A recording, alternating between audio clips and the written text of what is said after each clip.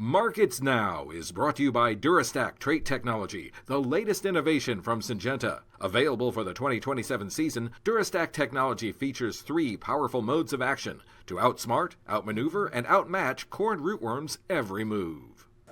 Welcome to Markets Now. I'm Michelle Rook here at the Top Producer Summit. Grain seeing a little bit of pressure this morning, but let's talk just a little bit about the activities with Susan Stroud with Noble Ag. All right, let's talk first of all about a little bit of pressure in the grains this morning. Of course, maybe a little profit taking here, you think, in the soybean market after we've had a substantial run, right?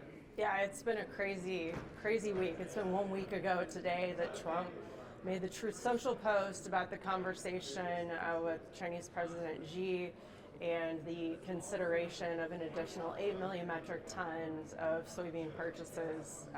It sounded like in the current marketing year. So yeah, it's time to take a little bit of a step back.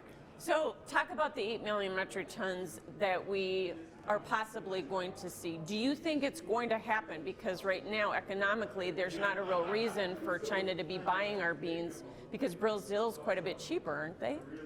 Yeah, we're looking at about a dollar per bushel difference. These are trade negotiations, goodwill purchases. Although it doesn't make sense, it's something that we could quite possibly see. And I think the market is really tuned into this visit that Trump is scheduled to make in April to China. That's also one of the reasons we've seen some added strength here in the past few days. It's just as the market is looking forward to that and hoping for some new information and confirmation. Do you think the market is getting ahead of itself like we did back in November? The market loves to get ahead of itself. It doesn't, and it doesn't mean that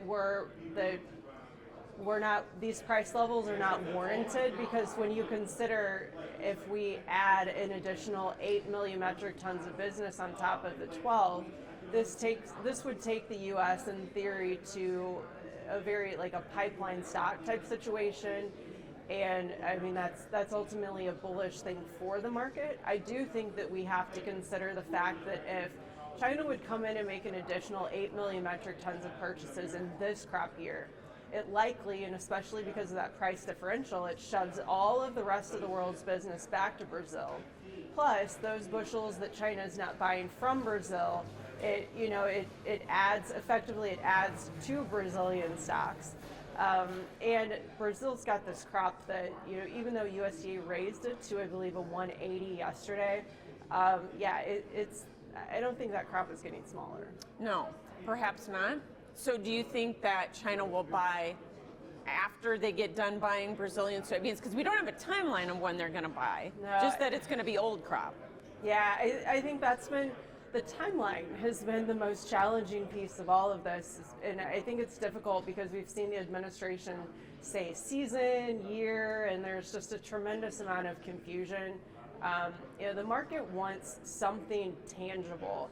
And Trump's tweet last week, although it's not a deal, but it was something tangible that it could move on. And so now the next target is what happens in April. But I'm afraid that the market maybe grows tired in the time between then. If we don't see China coming back in and making, if we see them making purchases beyond that 12 million metric ton that's already been finished, then there's a good chance we take a step back as between Brazil harvest pressure and the market just waiting on more information. Well, you joined me this morning with a panel to talk about the global competition and how U.S. producers can navigate through that. As part of that, we had a representative from the Chinese embassy that joined us and actually said that, gave us some new information in terms of that. He said he can't confirm the amount, but that there is a deal. He did say that, did he not? Yeah, but he was very adamant that it is, the kind of that language that we've heard several times before, a mutual understanding and, those sorts of things. But he spoke very positive about, he didn't say deal, but he spoke very positive about U.S.-China relations. And so that gives us all a little bit of hope that maybe this next 8 does actually happen. And perhaps that we get some details maybe some language, something in writing in April when the two presidents meet? Yeah, April is very important. One of the crazier things about it now is we are in the middle of, and we're nearing that halfway point in the February average, and it's a much different situation than it was last year where the market was screaming corn, corn, corn. Now we have beans making a resurgence, and then when you consider an April meeting, the next several weeks here are going to be really interesting. It's setting us up for a very wild March planting or acreage report. So we get the 8 million metric tons. If we do, that's almost 300 million bushels. So we go from 350 million bushel ending stocks down to what? You think 100, 150, what? I think there are a lot of estimates that would be more in that 150 area. And again, I think you have to consider that it's not like, okay, we're just taking 8 million metric tons off U.S. ending stocks, because you're going to see the rest of the world pivot their business back to Brazil, which makes economical sense. And then also, I don't know, I think it presents, if we have a much tighter stock situation, it presents a challenge for U.S. crushers the back half of the year especially. They're competing against the export market. They've had to continually push and push and push to pay up to get bushels, because the farmer hasn't been an active seller the entire year. We also have some aid on the way, which changes things. And the wild card still is the RVO for 2026 and 27. And I don't think that we're going to see that until probably the maybe later half of March. So depending on where that falls out to, this could turn into a really interesting situation. So we're in the 11s. We don't spend very much time in the soybean market in the 11s. If we get down to those pipeline supplies, how high do prices have to go, Susan? Oh, we can't forget the fact that Brazil has record ending stocks. So, the world is not running out of beans. I think you have to look at it as this is a gift. I think if we would see that 8 come to fruition, it leaves the U.S. again on a high-priced island that changes things. But at the end of the day, we still have plenty of beans in the world, and that's probably, for producers, the most important thing to remember is you have to take advantage of opportunities and it's new crop opportunities as well, in my opinion. Right. So you just got back from Brazil. You mentioned we had 180 million metric ton estimate from USDA on Brazil yesterday. That's like 6.6 billion bushels of soybeans. Yeah. You saw that? Is that record crop there when you went down there this year? Yeah, last I can week? completely understand why those estimates continue to work higher. We did the equivalent of a 700-mile or so long road trip up BR 163, which is really the main artery for agriculture in Brazil, and I never once saw a bean field in a bad condition. The crop looked phenomenal. Right. So how do farmers compete in this global market space when you have Brazil eating our lunch in the soybean space? What's your best advice for them? Yeah, I think the most important thing is, one, you have to be big picture and understand that things are always changing. And, U.S. producers love to think of U.S. ag as like the powerhouse and everything, and it is in its own way.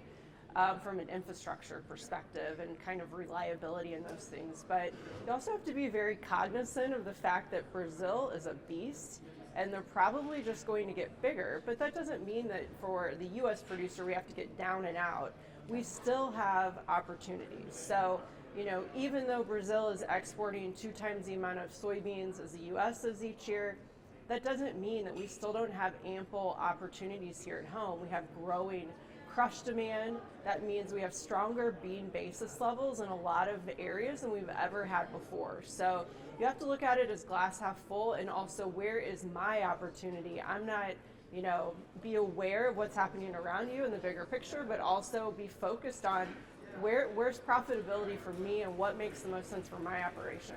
So if we see all this demand coming at the market, how much bigger do acres get on beans in 2026?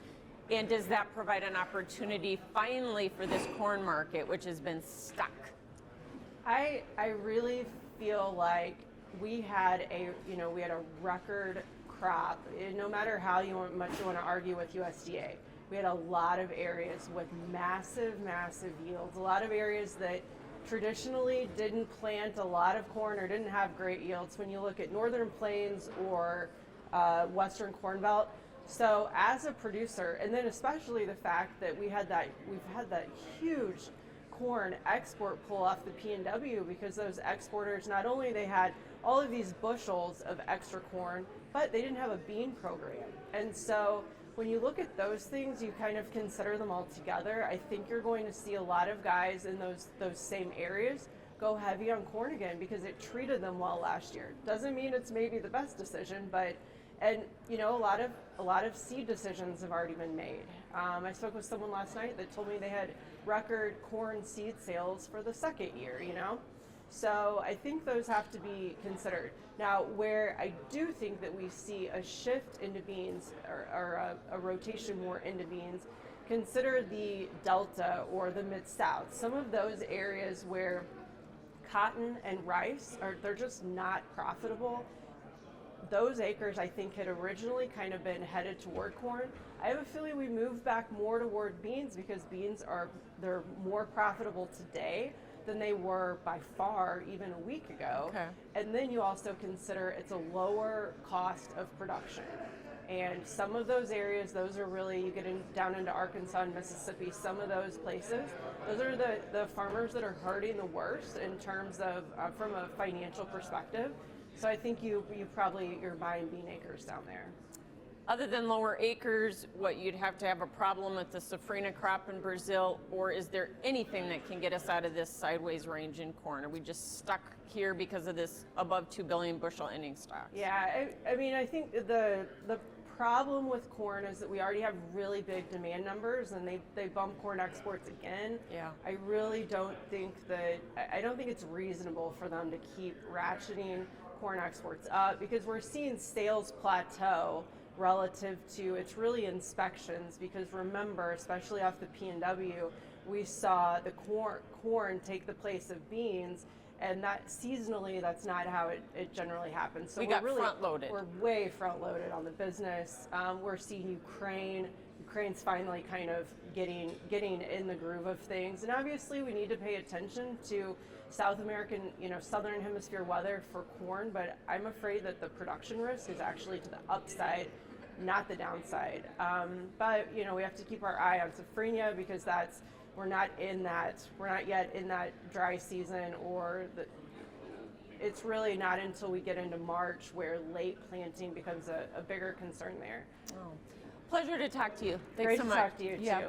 Susan Stroud joining us from Noble Ag. I'm Michelle Rook with Markets Now.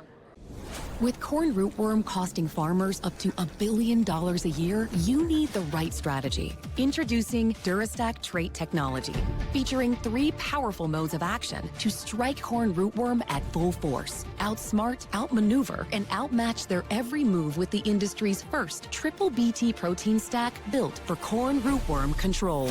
Take back your yield potential. Make your move at Durastack.com. Available for the 2027 season.